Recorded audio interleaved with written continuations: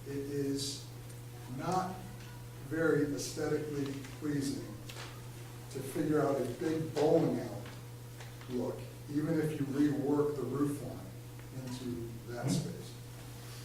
Plus, you still, the congregation, still needs to address approximately with contingency and FF&E, $1 million over a $2 million budget.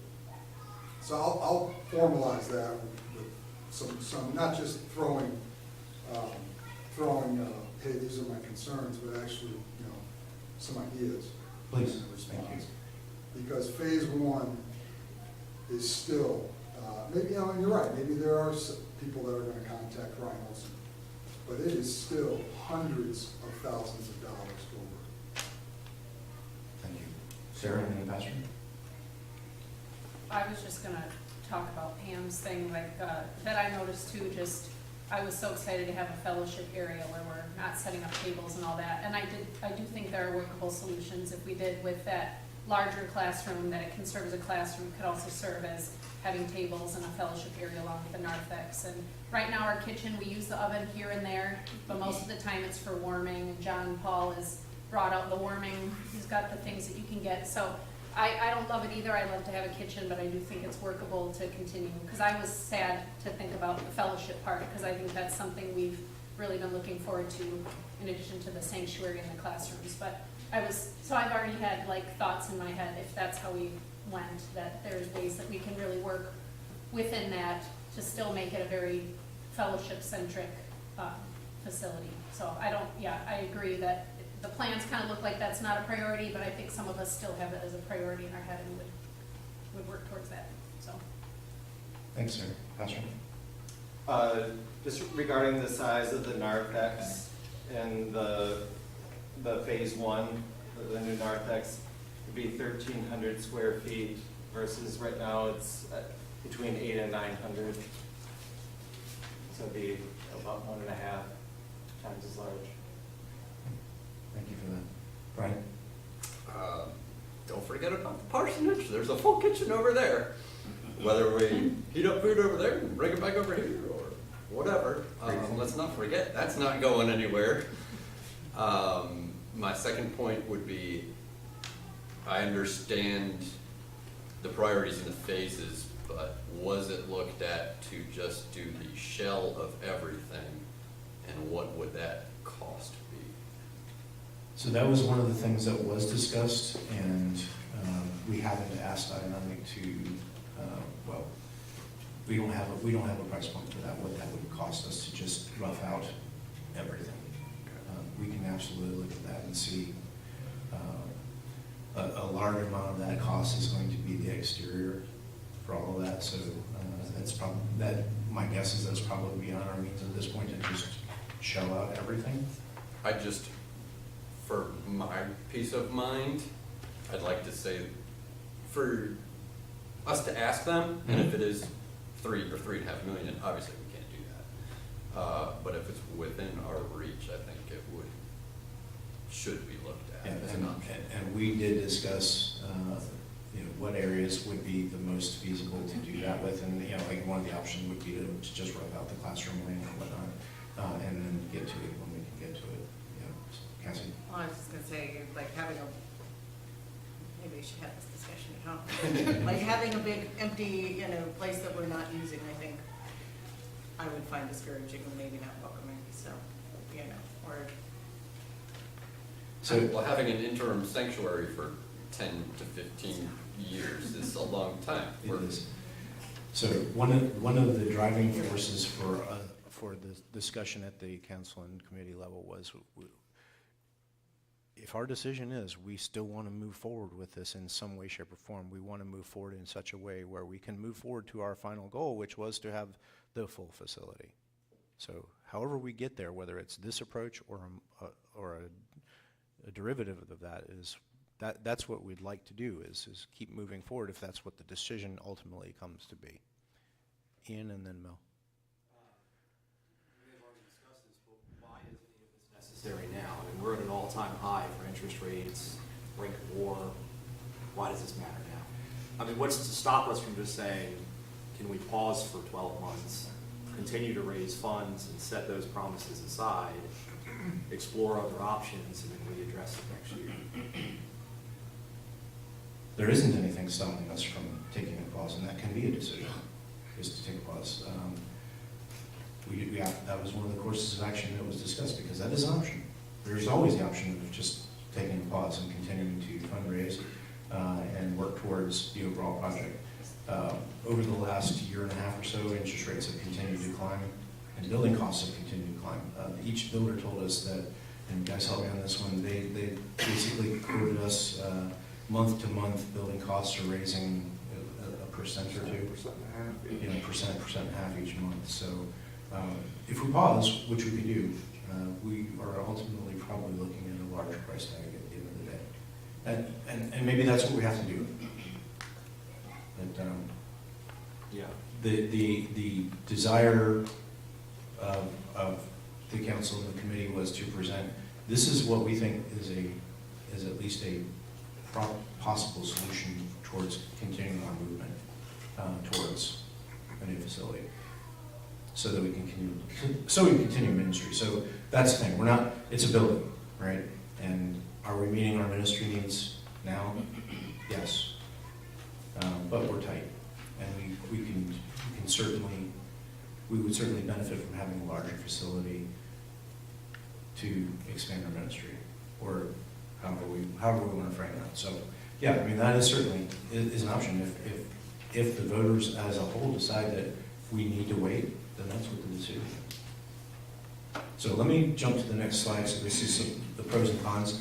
And we can continue the discussion, but I wanted to put these up here. So benefits and drawbacks of the two-phase approach. They're up here, so it will require some commitment and stretching. It's depending on how we develop the approach. We believe it should be within our reach.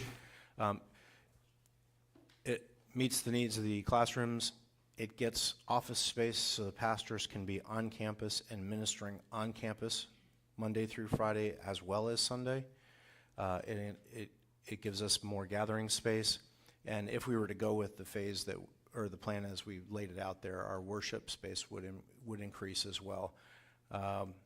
So Phil, you brought up the tower. So one pro to the tower is it absolutely messages from the street, this is a church, which is why we had that built into the design in the first place. And you're right, without the big sanctuary building, it's a little bit ostentatious maybe by itself. But given the extra space, it allows us to have a little bit more facility to do other things, outreach, community events. So facility can be open and occupied during business hours. Pastors can be here for drop-in ministry, for just being more accessible here at the facility.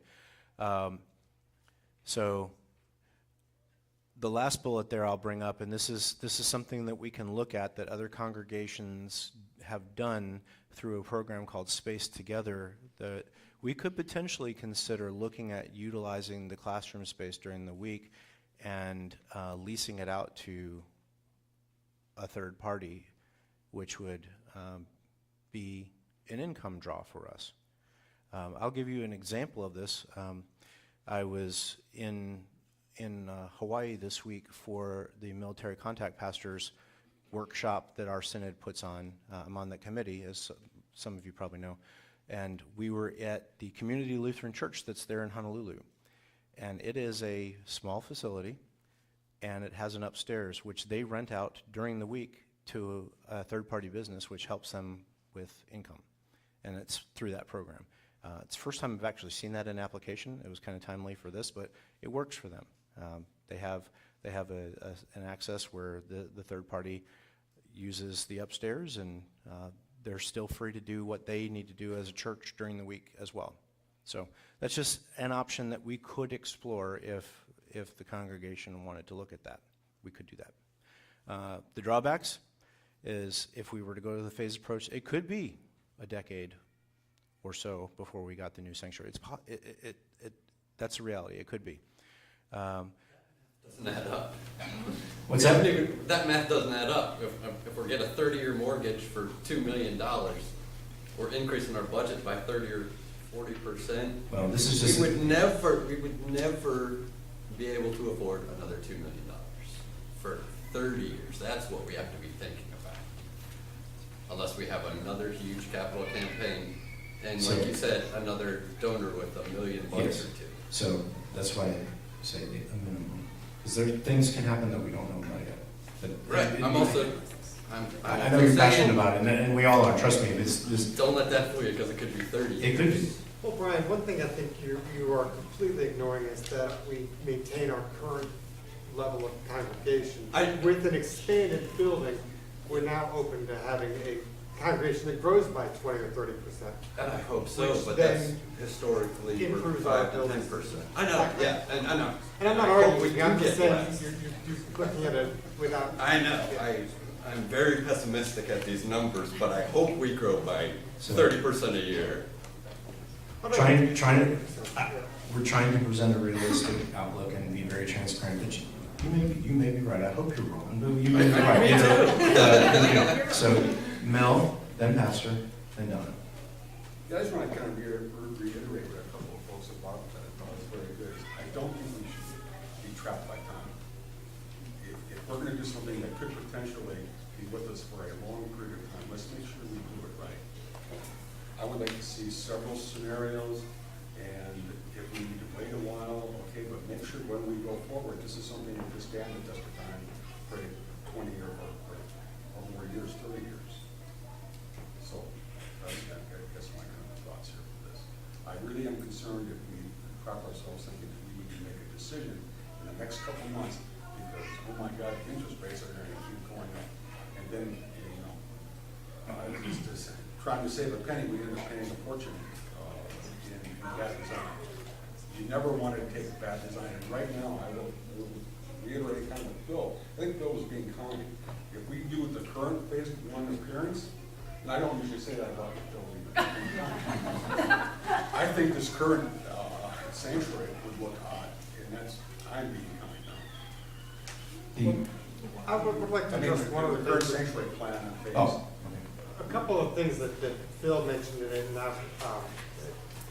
the bathrooms won't be for public use because we have bathrooms in the other one. We've already been told that are sufficient for the size building will have. So those won't be a factor in the operatives. The roof line, we plan to have that redone to match this roof line, so that's also taken care of. The front door, we'll have to figure that out yet, but that will be taken care of as well. So it's not, those issues are valid. And we discussed all those issues and talked about them. But this whole thing runs the same roof line front to back. It's one big building, and that's just a drop ceiling. I mean, you and I are pretty knowledgeable. I'm just throwing this out for,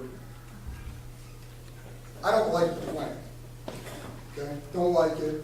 I think once people look at it, it's got issues. And to Mel's point, and to Brian's point, we're not going to go back to the well in 3 years. This is a decades-long issue. And oh, by the way, anyone you see now is aged out of these programs by the time we go back. Okay, they've aged out. They've done their course in student learning if it's 15 years before we go back. If the plan is for the future, we need to get it right, and we don't need to slap our sanctuary over here and remove our kitchen and not think about fellowship in some wonky way.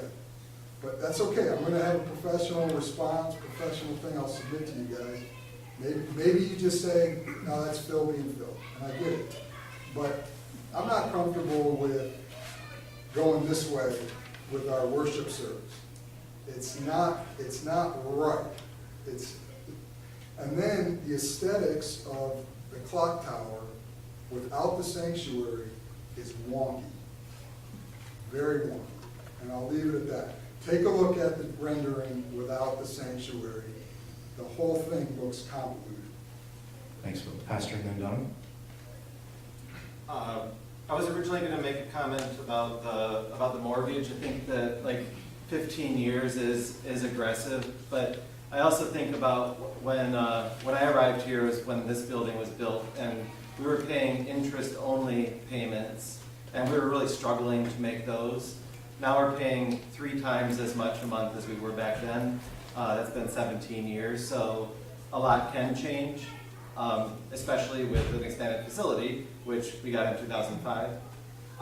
And just kind of digesting everything that's being said here, what I would think would be a good next step forward would be to listen to the comments. I guess Phil's and Pam's are especially like bouncing around in my head. If we could get those written as soon as possible, sit down with Ionic, and without engineering everything, just getting some visuals of what it would look like without the sanctuary, talk to them about some options, talk to our liturgical consultant about the bowling alley look and how functional this would be, and then maybe come back to the December meetings with some things that have digested what we've talked about today. You're getting a little ahead, but that's great. No, I appreciate that. That's good. Donna, please. Having gone through this in my previous church in Vegas a few years back, our campaign ended too, and ours was during COVID, so the membership wasn't there. We were lucky enough to have a preschool on ours, and we met in the preschool area. And in the preschool, we had those drawn walls, so that you could open it up and stuff like that, which makes it a lot more easy for church events. If you don't have standard walls, you can just increase your room size by doing that. But our campaign ended, but that it meant the money ended. There was many people that still contributed to this day into that fund, because they ended up having to go to a 2-phase also, because they were going to add classrooms, which we could not do there. And we just got the renovation of our church space and our narthex done on the first phase, and that's where they ended. But money still came in.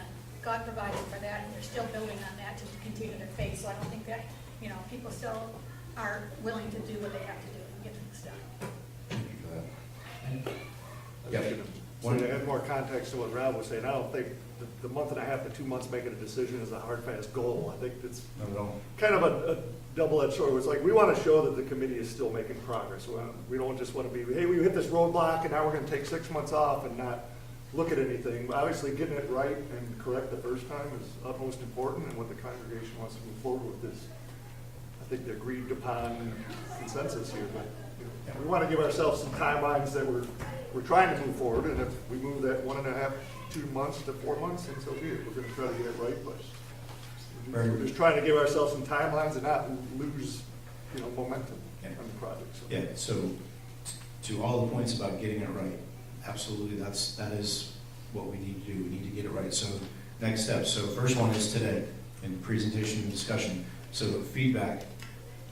If you have feedback for the council and for the committee, please provide that. And I'll put the names of the committee members and the ex officios up on the next slide, but please provide that feedback. The sooner the better, so that we can start to put together some courses of action, some options that we can go back to Ionic, because that takes time in itself to go back to Ionic and to the liturgical consultant to work through some of the scenarios. Okay, so it's not a quick thing, but we want to make sure we take all of the feedback that is received, so that we can compile it and put together something. And it may be by the time we have our congregational meetings in December, we're ready to come back and say, this is what we think based on the feedback. And that's probably a good target for us to put towards, okay?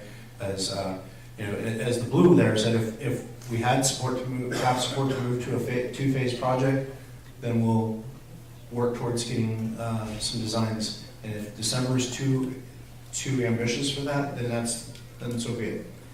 We will work at the pace that we need to. We want to keep a momentum. If the decision of the congregation is to continue moving forward, we want to keep that momentum, and we want to move to whatever we're going to do, the sooner the better, so that we can take advantage of current pricing as opposed to what it might be months from now. So I'll just say that. So I'll just leave the rest of that. So questions and comments. So on the top right are the committee members. I invite everyone to reach out to any one of the committee members or myself or either of the pastors with any feedback, comments, good, bad, ugly. And if you have recommendations, like Phil, you've said if you've got recommendations or ideas, we want those too, okay? This is a significant inflection point in our process. The building costs for the full project are, we feel, clearly out of our reach, so we need to make decisions. And we need everyone's input to make the appropriate decision for the entire church body going forward, okay? And it's going to be a careful, and it's going to be a well thought out, and it hopefully will be the right decision at the end of the day, okay? But we do need your input on this. So I will be quiet and entertain any last questions or comments as we are at our time.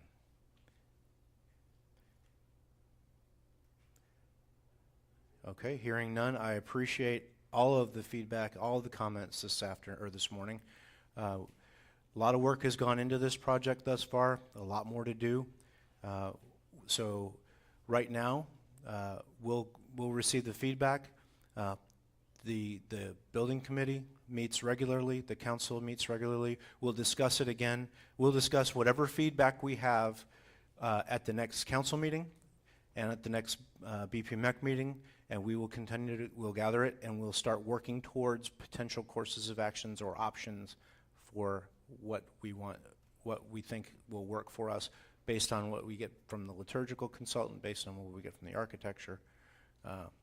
We'll work that together, okay? So it sounds to me, based on what I've heard today, that December information and voters meetings are probably going to be the next time we give an update, because we'll probably need that amount of time. That's only 8 weeks or so from now.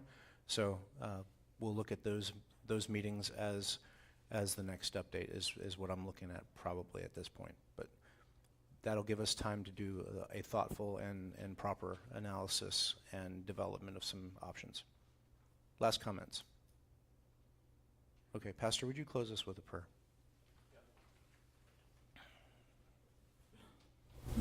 Father in heaven, in Psalm 133, you tell us how good and pleasant it is when brothers and sisters live together in unity.